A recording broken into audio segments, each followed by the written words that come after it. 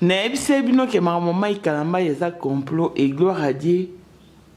Batongo ba mba comme ko se dévoiler. Message ya Roland Dalo eza prophécité. Eza message destiné indirectement et pas Mike. Et à utiliser des termes bien précis.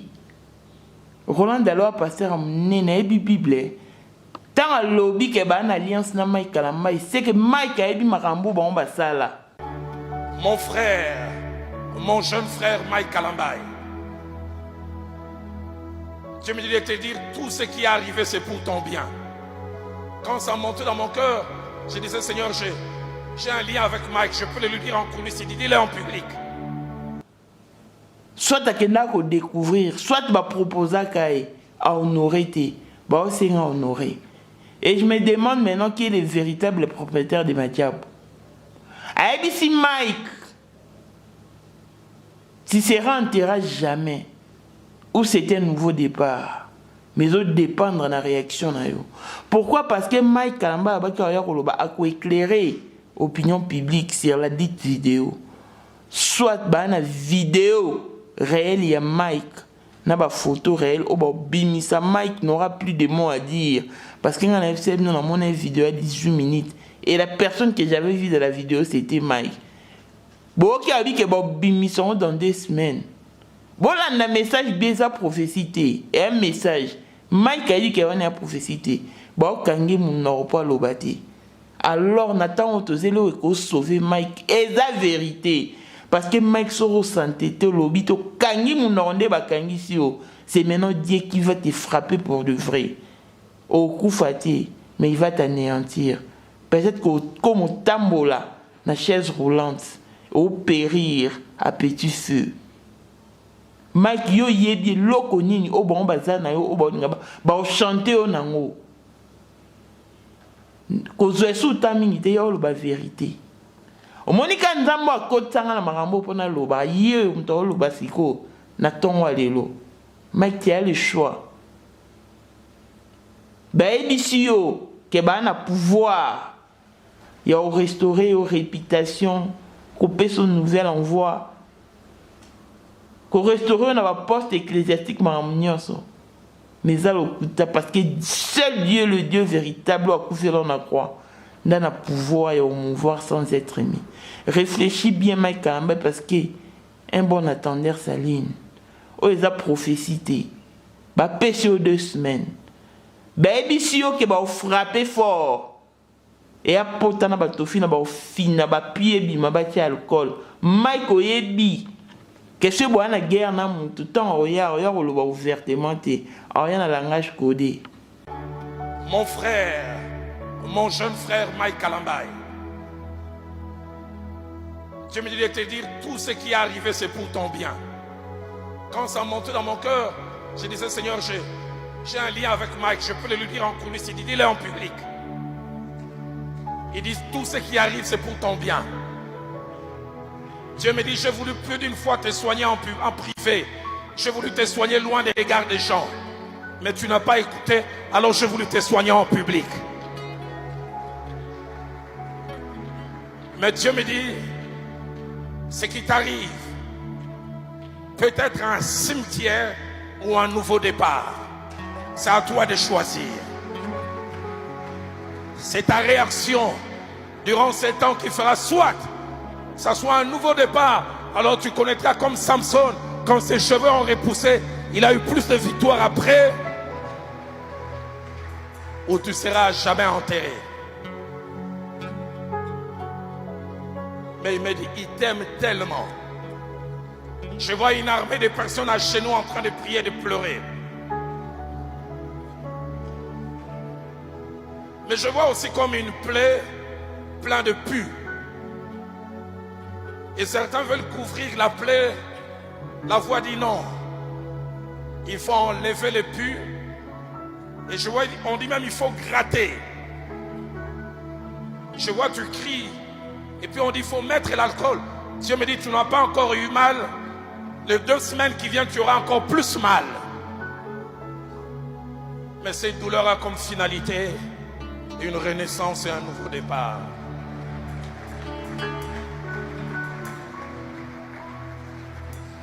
Mais je me réjouis. L'Esprit de Dieu me dit, malgré le scandale apparent, étonnant, l'Esprit de Dieu me dit, malgré le scandale apparent, le Dieu de la Bible s'est gardé plusieurs qui n'ont point fléchi les genoux devant Baal. Yo et bien alliance niveau ça. Le maramio qui n'a qu'à découvrir. Toute ma proposition va ça là. Nous ne sommes pas dupes. Mike, Zonga, Dieu t'appelle à la sincérité. Viens confesser. Oh Roland Dalois l'objet sa prophétie, c'est un message. Parce qu'il sait qu'il ne peut pas atteindre Mike. Tant qu'on a dit qu'il y a une alliance dans Mike. Une alliance dans Mike. Mike, c'est à toi de dévoiler les camps du diable. Et qu'il n'a pas restauré pour de vrai. Bon, dimanche, je vous dirais que Manu a été sous ma cambo. Zawadi ne fait qu'interpréter ce qui lui a été mis dans la bouche. Blessing moi de fille à papa veut dire ni sur la papa et tout ce qui est à papa est à elle. Paul Monde autrement dit parce qu'il y a un new modèle chanteur Android monstre blanc. Il lisait Madame de mon cœur. Christelle Chali Katoko le allait mon zanacreno. Mike Kalambai, la balle est dans ton camp.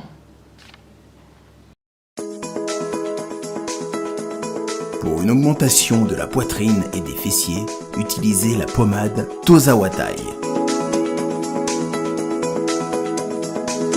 Grâce à sa nouvelle formule, mesdames, la crème Tozawatai augmentera vos seins et vos fesses. Mais également vos hanches et vos mollets. 100% naturel.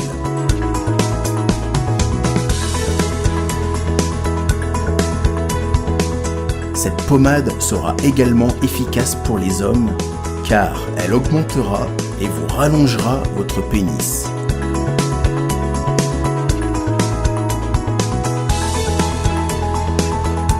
Alors contactez sans plus attendre Nicole Malonga au 06 05 50 23 18. 06 05 50 23 18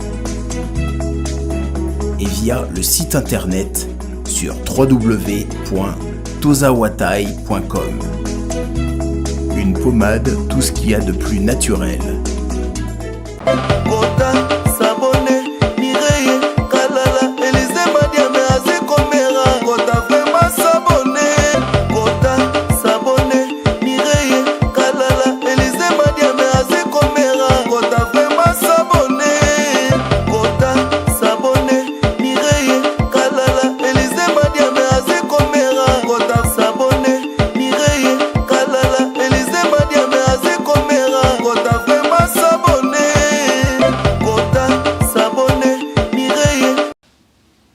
Bonjour et bienvenue dans ce nouveau numéro des Moments International TV Show.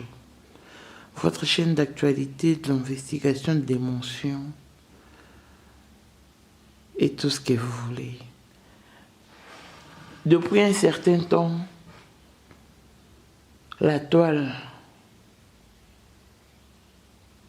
est en flamme.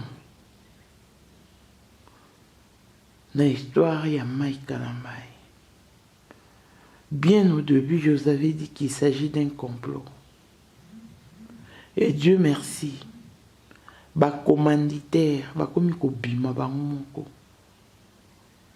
Pour se dévoiler. Et je bénis Dieu parce que quand il m'a placé sur cette route, il savait pourquoi. Et il savait qu'il me doterait de cette capacité d'interpréter certains faits. Tolali tolamuki, tomoni pasteur Dalo a un message masqué. Il passe son message sous forme d'une prophétie, alors qu'en réalité, il ne s'agit pas d'une prophétie. Il s'agit d'un message destiné à Mike Kalambai, indirectement, parce que il ne peut pas l'atteindre.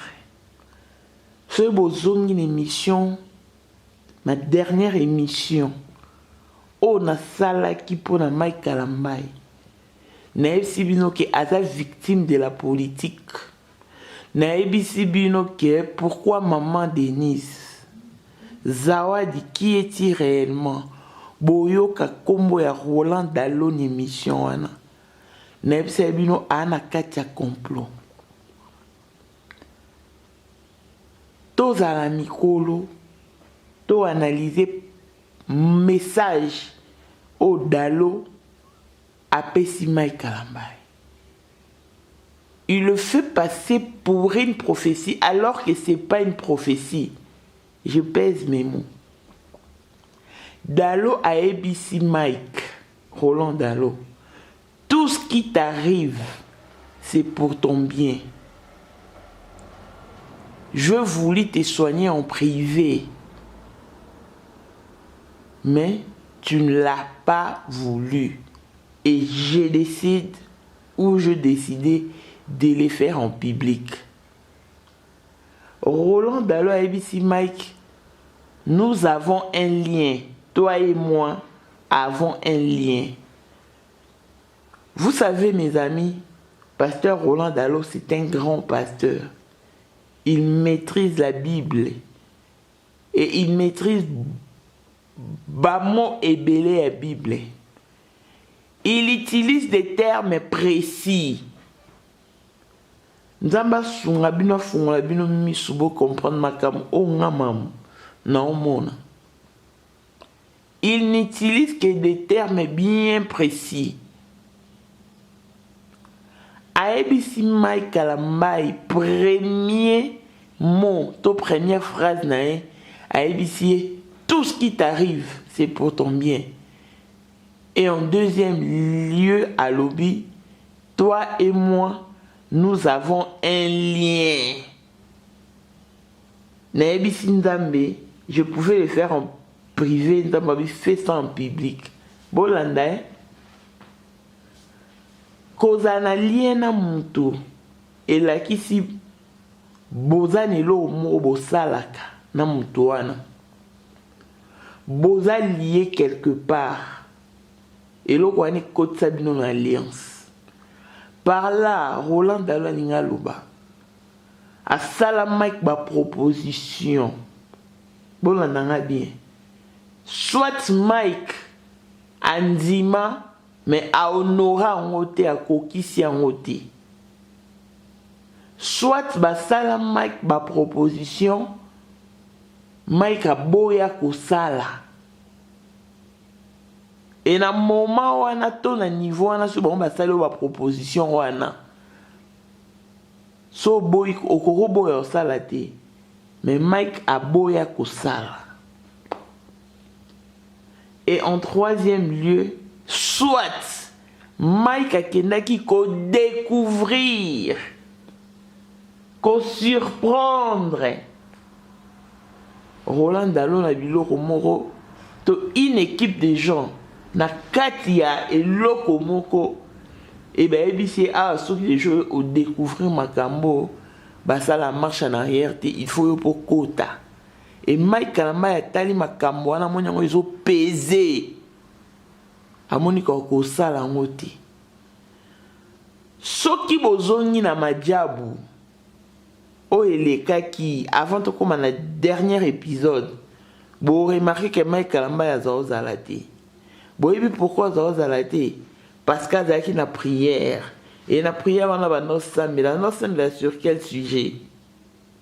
Sur ma cambo et la tribulation et comélie. Bon moninga lobby pour tout temps ça tombe à l'élo je n'ai pas pu fermer. Bon fait nalali nalamuki. Mais na lali pongi mo ya kitoko te ya malamu te ba attaque et l'équipe il faut soutenir la prière. C'est vrai que nzambo apesa nga makambo ba inspiration ba révélation azana pour no battre là mais il faut que nga pena mi battre là il faut que bino pe bo battre là nga botika nga la prière bo sandamba bundela nga parce que seul na okokate.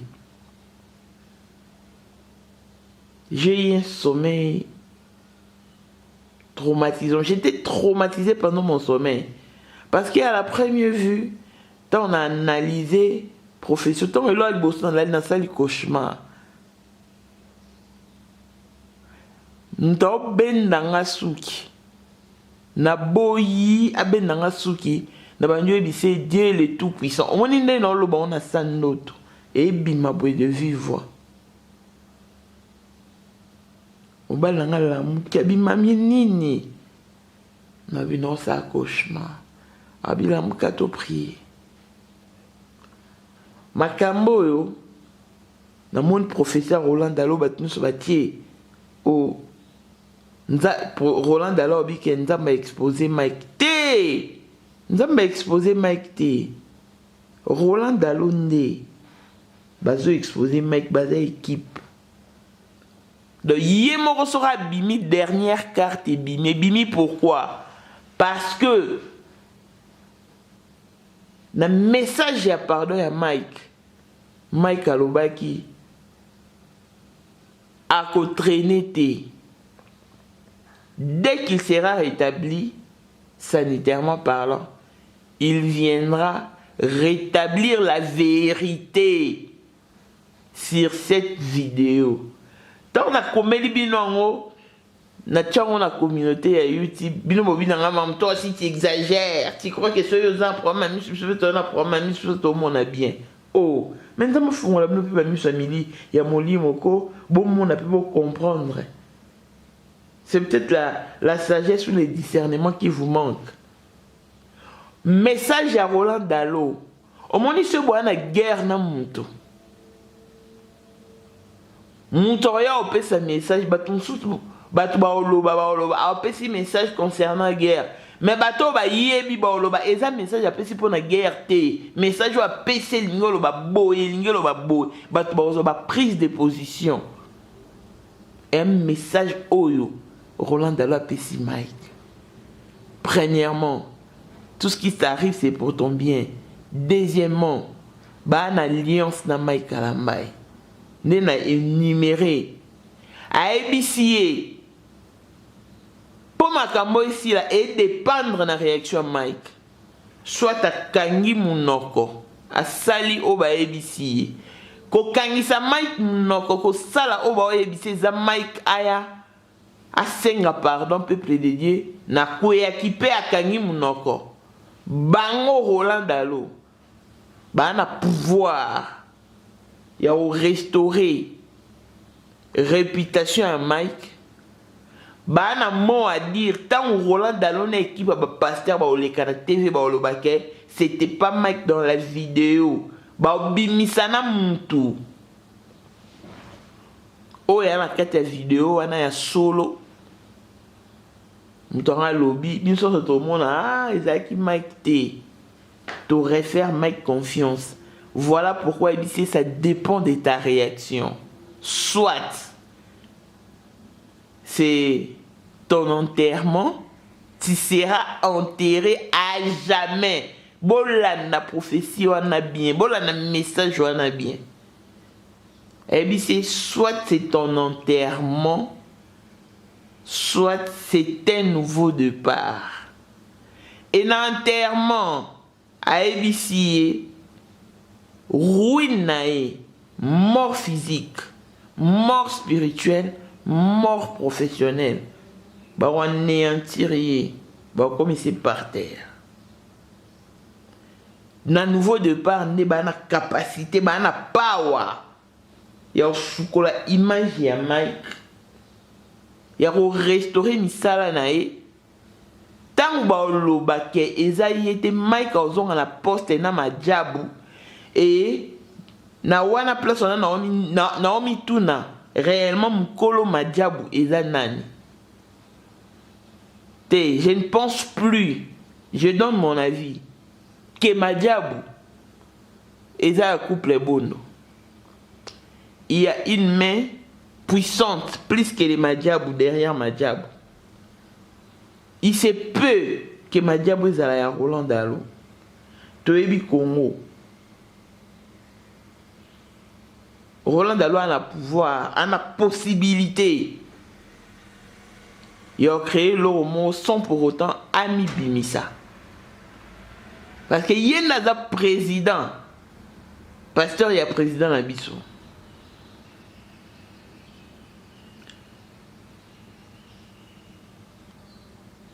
ABC Mike, tu mourras dans 2 semaines. Tu n'as que 2 semaines pour nous répondre. Mambo non le bien la prophétie. Non, je décortiquer message et non zone c'est la prophétie Bolanda.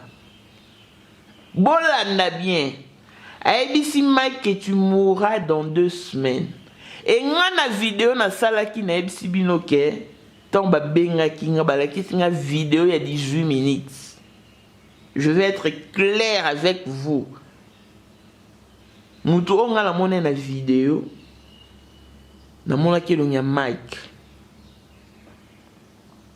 Soit sur le complot ba créer qui Mike wana pour Mike alobi ça a été jusque là. Abaki oyako éclairer opinion publique. Mais au rôle de la sali a okangisa Mike n'aura pas le batté. Boka maramna sabino. ABC Mike va passer 2 semaines. Pour un ABC bino que ba vidéo na ba sont en série. Et Roland Dalo ABC Mike na 2 semaines, ils vont frapper fort, très fort. Kolekawa Liboso. Pour nous tout le Mike a déjà traumatisé. Mais si vous avez dit que trop frappé au fort dans 2 semaines, c'est que ma oya. La vidéo na ngana FC bino que ma ekoya makasi. Pour ma beza. Boloba mamo iba makambu nini. Oh, tembo le connexion na Nzambiti. On ngana opesa bino na décortiquer les bino. Message ba pesi Mike, il y a avertissement. Mais bino bo bien en prophétie pour Roland Dalo mission en prophétie. Bo senganda ba pesa bino sagesse na discernement. Et c'est important. ABC Mike et autres dépendre de la réaction na yo. Ce qui a insisté place dans la réaction parce que Mike Alobaki a apporter lumière dès qu'il sera rétabli. Il y a un moni ba KBC. À ABC Mike, je vois une pleure avec des pus. Balingi ba bande play. Ba masquer vérité. Ba sala o nyonso alobi wana. Mais nzamba obito masqué. ABC Mike. Na moni to fini play wana ba to fini bima. Et to zi alcool to rajouter. Alcool na pota. Vous savez ce que c'est? Et ça ne sera plus les scandales apparents. Scandale au moment où il a flouté. Batumsu to lo beza Mike, batumsu to lo beza Mike T. Dalo a insisté 2 fois sur les scandales apparents. Pour jusque-là, preuve, non ma zawadi, tangible et zati. Et moi, na ebise bino ke zawadi ba utiliser maloba nyonso zawadi oloba ba tie yango na monoko. Et complot et outi musika parce que ce hôtel bat bana sima bondi mate. Mais Dieu est grand, Dieu est bon.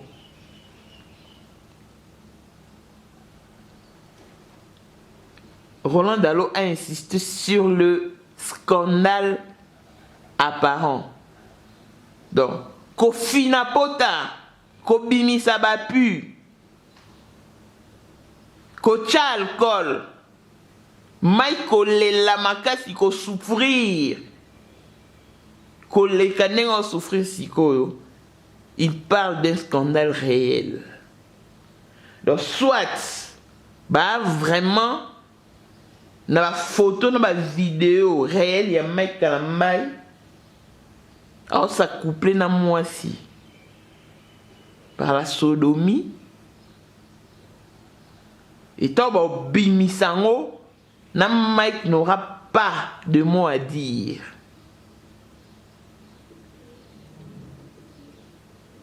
Soit, bah ne loko ya Mike, oh Mike a sala ba chanter nango. Et à la fin Mike a la maille. batikeli 2 semaines seulement à réfléchir. Message ya Dalo Yangwana. Alobi va frapper fort.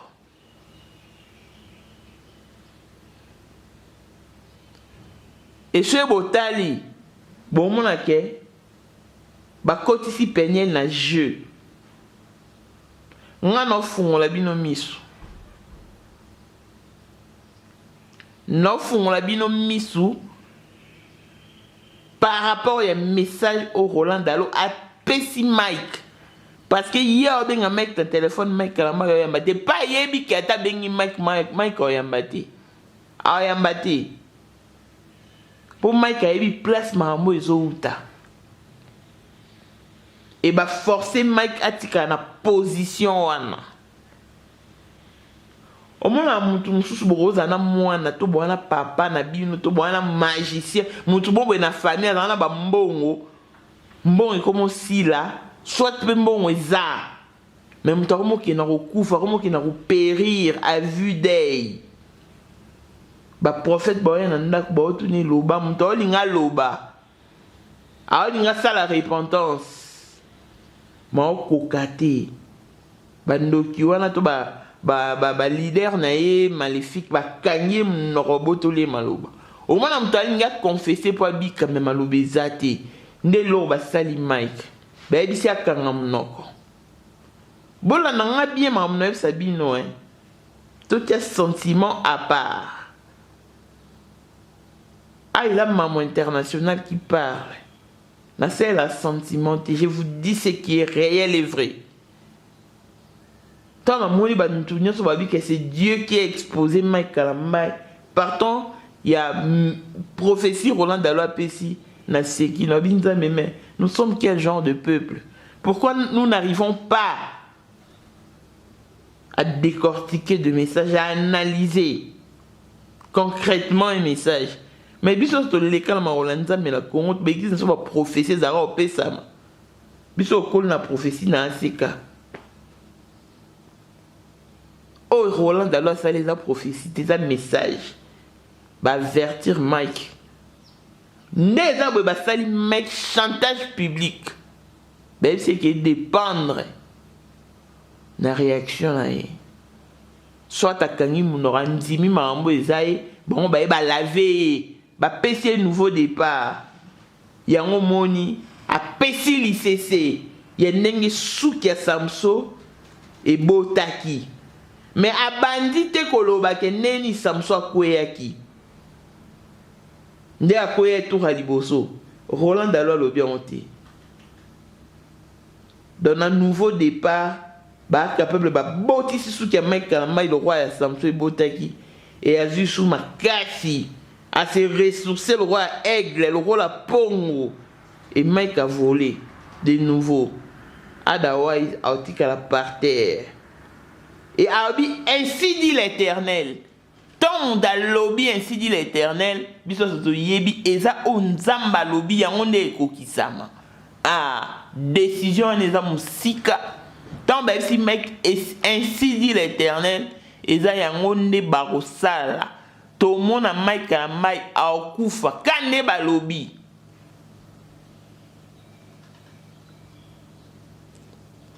Soka poni bien te pour babine dépendre de la réaction. Ba pesi 2 semaines. Mais na mystique a fourmi avant plutôt comme 2 semaines on a bon mon a elo mo sou ya Mike Kalamba e obima. Pour ba ebisi ke ba fina pota ba tofine bima ba tia alcool. Tango Roland Dalo a telemi liboso cher. A petit message a masquant le roi prophétie c'est qu'a confirmé que makambo nyonso esalama e Mike Kalamba. Yango mona esino ke ba kangisi Mike Kalamba munoko. Mike Kalamba il faut réfléchir bien. Et l'autre qui a sauvé Mike, je le répète, est à la vérité. Ce qui Mike au kangi mnoko, au lobby te, pour eux avertissement, Mike Kalamba, yo yebi que ba pesi au message et à prophétie. yeba ke lobi ba osala ngo mutu mususu et ba jeune ba bando sila parce que fallait que Mike a la recruter na programme ya Roland Dalo. Mike a boy alinga évoluer yé mo na kone parce que les jeunes a boga a balaté a célibataire ce botali Nikoleki Atoms azaki déjà et pas pasteur Roland na déjà azaki te bon mon mamde le kaki na déjà belaki ba premier ke belé ti ayo lo ba ke ba tila ke poison le lo pas komi kuna bokeba tout ce qui brille n'est pas de l'or o nyoso to mona yango te nezali Mike Kalambai, dis-nous la vérité. Au Monikando Lobi, o yako apporter lumière. Yaka ko apporter lumière. Yaka ko loba vérité. Seul Dieu peut te sauver. Et à Roland Daloté. Et à Maman Denise T. Et à Maman Olive T. Et à Félix T. Nzambe, le Dieu Tout-Puissant, qui a envoyé son Fils unique mourir pour toi sur la croix, qui peut te sauver de cette situation. Laver ton image, te redonner la crédibilité à restaurer, à ressourcer. Appelez ma papou, le roi Pong mon aîné, Mike au volet de nouveau. Mike, ce qu'il est long de mes propositions, oh you, au kani munoko. Mike, yeba dans les jours à venir, chantage à mon aîné. Et bimali soupo na yo. Et cette fois-là, aux années qu'on réparé. Nzamba pesi autant. Nengo baki ko ya ko apporter lumière. Oya ko apporter lumière. Yaka o la vérité. Pour eloko oye ko casser ba Roland Dalo. Ba finapota. Selon message ne ba tcha alcool ba tofine bima. Et ça soyo lobi vraiment vérité. Mais mec déjà ba kanyo mnoko. Et ça craint. Et je me demande, vu position Zanango, ce que vous tenir à ta discours. Keba, on ne se moque pas de Dieu. Mike Kalambai, on ne se moque pas de Dieu. Roland Dalo, on ne se moque pas de Dieu. Vous êtes venus avec un message codé, avec des termes bien structurés, bien employés, à la place qu'il faut. Et vous le faites passer pour une prophétie, alors que la réalité est autre. Mais pourquoi? Par contre, par règlement de compte, nous avons toujours la chair. Roland Dalo, il a une prophétie. Il y a un acte au langue. Monde de pelara moto bengako o a raté pour assumer ne serait-ce qu'un seul instant. Ne serait-ce qu'un seul instant. O assumera to kangam no kenda libera. Et pasteur nani chantre na o Mike Ntsiko. Aza homosexuel. A bali mwasi. Ba vani kout na mwasi te fa mwasi ba zongi simbo wa libala. Ba prophétie wana. Et ça, le scandale. Dans mon kilo, Roland Dalo, yo, bah, tu peux si message t'es pour nous. Bah, tu qui ça église, na yo. Et ton d'abord homosexuel. Aucun jour vous n'avez prophétisé sur ça. Mais pourquoi, yo, précipité? Koko sabat, tu kenza ma péché au prophétie, alors que yo, yebi qui a prophétisé. Et un message destiné par Mike Kalambai. naese Mike Kalambai naese bino émission parce que tant à l'obabo peut émission ça naese nous ma beza peut ma béoya ma casse et même moi quand j'ai regardé la vidéo je versais mes larmes parce que nous on a telle vidéo dans mon Mike la vidéo et la vidéo est de 18 minutes. Image où on va passer biso et ça image m'ont flouté. Image m'ont ils ont porté confusion. Bamsuba loba oh esaye bamsuba loba esaye te vu position Mike Azalé non. Mais je crois qu'explication n'y on a PC bino. Pourquoi Mike a bêté l'icolo caméra quoi pourquoi Zipaki le bourronné longi. N'est-ce pas que ça complot bon dit maté. N'est-ce pas tout le temps en émoté. Mike a lobby qui va apporter la lumière. Le message d'un pardon. Bah doit finir. Mais Roland Dalo, le roi tanga qui message wana ndemo nanga. Ya on bomonya o pesa Mike message avertissement Mike Akeba. Donc a souligné qu'il dépend de la réaction Mike. Soit c'est la mort, tu seras enterré à jamais. Soit c'est le nouveau départ. Nulle part. Roland Dalo a bêti makamouya Mike Azong à la prière. Te, alors bien on te, bon l'en bien, bon l'en message n'est bien. Nulle part Roland Dalo a dit que Mike Zong à la Roland Zambi. Te, a bien qu'à dépendre de la réaction na yo. Et bah passer 2 semaines. Mon frère, mon jeune frère Mike Kalambai. Dieu me dit de te dire tout ce qui est arrivé, c'est pour ton bien. Quand ça montait dans mon cœur, je disais Seigneur, j'ai un lien avec Mike, je peux le lui dire en coulisses, il dit dis-le en public. Il dit tout ce qui arrive, c'est pour ton bien. Dieu me dit j'ai voulu plus d'une fois te soigner en privé. J'ai voulu te soigner loin des regards des gens. Mais tu n'as pas écouté, alors j'ai voulu te soigner en public. Mais Dieu me dit ce qui t'arrive peut être un cimetière ou un nouveau départ. C'est à toi de choisir. C'est ta réaction durant ces temps qui fera soit ça soit un nouveau départ. Alors tu connaîtras comme Samson, quand ses cheveux ont repoussé, il a eu plus de victoires après, ou tu seras jamais enterré. Mais il me dit, il t'aime tellement. Je vois une armée de personnes à genoux en train de prier, de pleurer. Mais je vois aussi comme une plaie pleine de pus. Et certains veulent couvrir la plaie. La voix dit non. Il faut enlever les pus. Et je vois, on dit même il faut gratter. Je vois, tu cries. Et puis on dit il faut mettre l'alcool. Dieu me dit tu n'as pas encore eu mal. Les 2 semaines qui viennent, tu auras encore plus mal. Mais cette douleur a comme finalité une renaissance et un nouveau départ.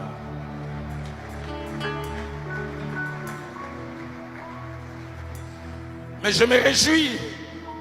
L'Esprit de Dieu me dit, malgré le scandale apparent, étonnant, l'Esprit de Dieu me dit, malgré le scandale apparent, le Dieu de la Bible s'est gardé plusieurs qui n'ont point fléchi les genoux devant Baal.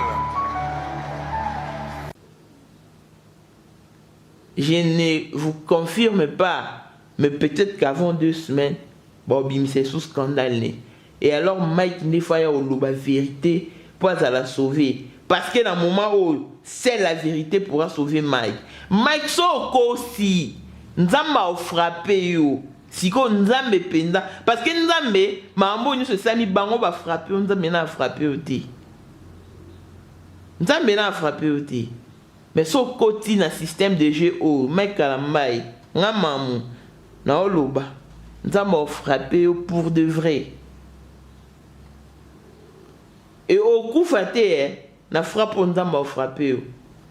Au tika la peut-être mutu. Au ça avait ce que mon temps na chaise roulante. Mike Kalambai. Seule la vérité peut te sauver. Dis la vérité au peuple de Dieu. Bible et lobby, vous connaîtrez la vérité et la vérité vous affranchira. Mike, oui bien lien. Tant que tu as une alliance, c'est que une alliance. Yo boy ko honorant. Pourquoi? So boy ko honorant, c'est que pogno ça elanzami. Mais jamais au boya ko honorer makambo ba proposition ba sala ki okuna tout en demeurant dans les mal. Ça non. Mike, je te préviens, au coup faté, ce m'a frappé. À détruire yo physique. Détruire yo physiquement. Et quand il sera détruit physiquement, moral nous est là. Dérangé à jamais. Au bord coup à petit feu. C'est à toi de choisir. Moi, je te parle de la part du Seigneur. De la part de l'Éternel des armées. Non de la part de Roland Dalo.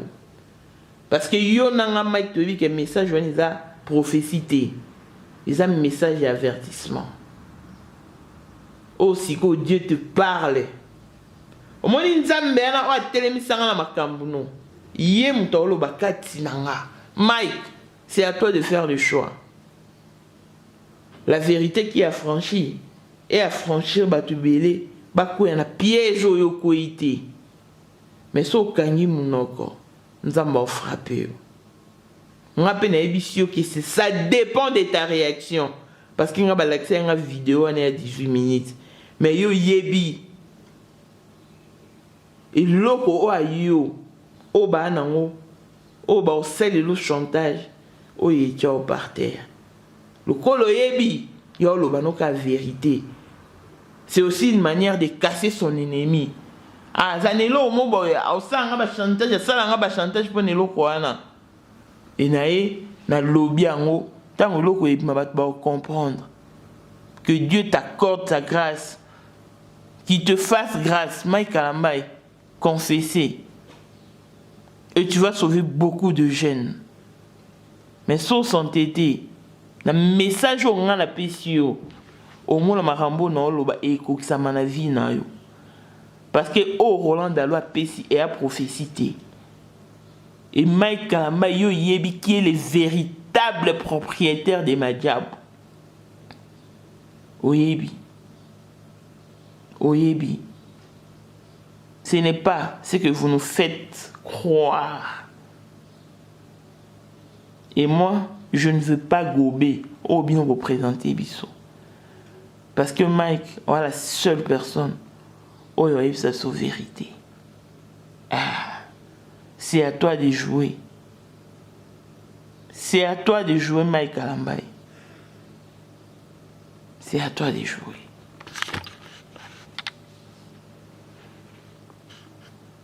Non, tu es la bino profession là. Bino nous sommes bon dans téléphone la bino et c'est partout sur la toile. Décortiquant, vous comprendrez qu'il ne s'agit pas d'une prophétie. C'est un message destiné à Mike spécialement. Mais il le fait passer pour une prophétie alors que la réalité est autre. Mike Kalambai, ton papa est encore en vie. Tes frères et sœurs sont en vie. Dis-leur la vérité. Parce qu'aux Olobanan, dis-leur la vérité. Et je me demande pourquoi Yebise Kassa la vérité est en exil. Je comprends maintenant. Parce que je me suis posé mille et une questions. Pourquoi Mike faut-il en exil?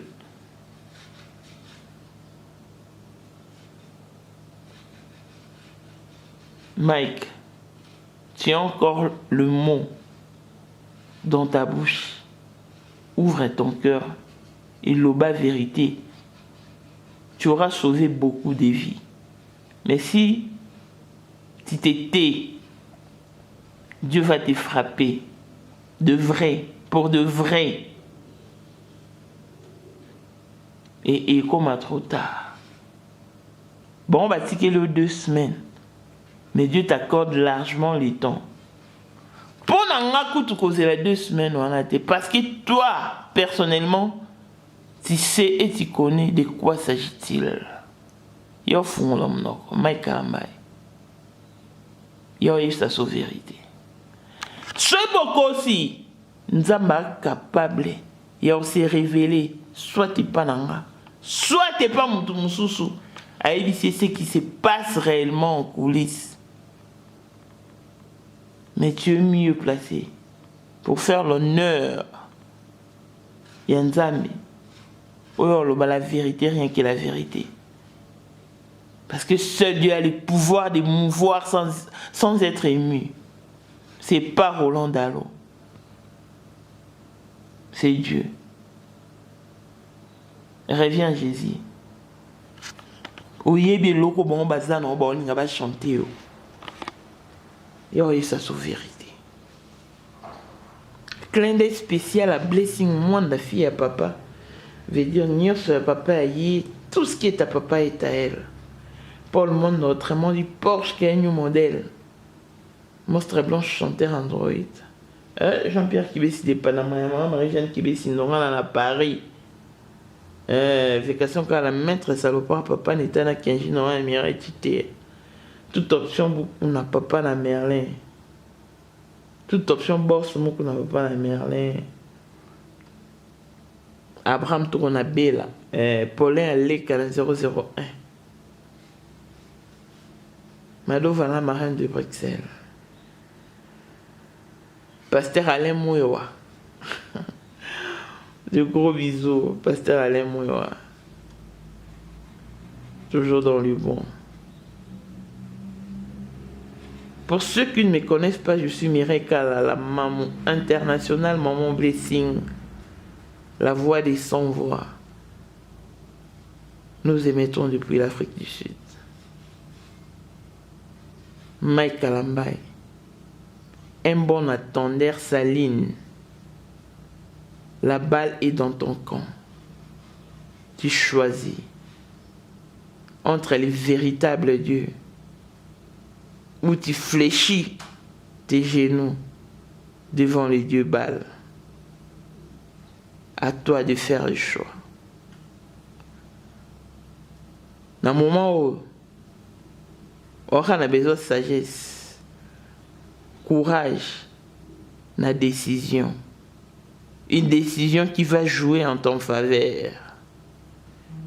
Une décision qui va vraiment jouer en ta faveur. Otherwise, nous allons détruire. Un bon entendeur s'aligne. Aligne-toi et dis-nous la vérité. Tu auras sauvé beaucoup de vies et Dieu va t'épargner. Parce que tu auras mis à nu